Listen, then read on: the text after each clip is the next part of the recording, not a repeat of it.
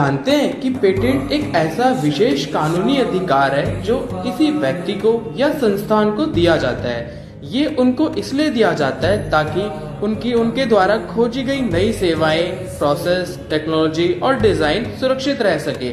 Patent कराने वाले व्यक्ति के अलावा कोई और व्यक्ति इसका प्रयोग नहीं कर सकता। पेटेंट दो प्रकार के होते हैं, पहला प्रोडक्ट पेटेंट और दूसरा होता है प्रोसेस पेटेंट।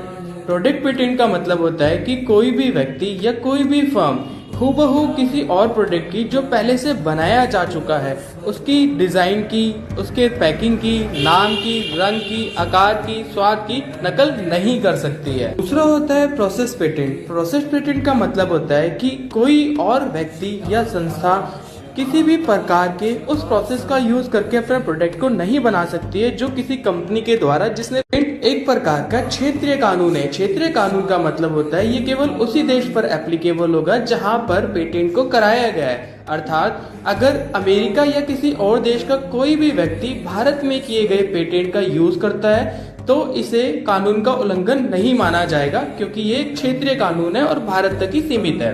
भारत में 2024 में लगभग 1 लाख पेटेंट जारी किए गए, जो पेटेंट अनुमोदन में उल्लेखनीय वृद्धि को दर्शाता है। भारत में पेटेंट प्रणाली पेटेंट अधिनियम 1970 द्वारा शासित होती है, जिसे बदलते परिवेश के अनुरूप पेटेंट नियमों में नियमित रूप से संशोधन किया जाता है। सबसे हालिया संशोधन पेटेंट नियम 2024 है। भारत में पेटेंट अधिनियम 1970 के तहत दिया जाता है। यह कानून 1972 में लाया गया था, जिसने भारतीय पेटेंट और डिजाइन अधिनियम 1911 का स्थान ले लिया था।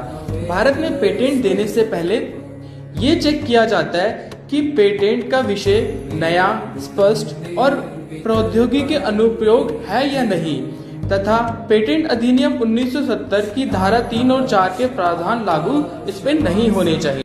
2024 में किए गए संशोधन की जो मुख्य बातें हैं उसमें ये है कि पेटेंट दाखिल करने की जो समय सीमा है उसे 48 महीने से घटाकर 31 महीने कर दिया गया है और इसमें जो आविष्कार करता है उसको एक पहचान पत्र दिया जाएगा।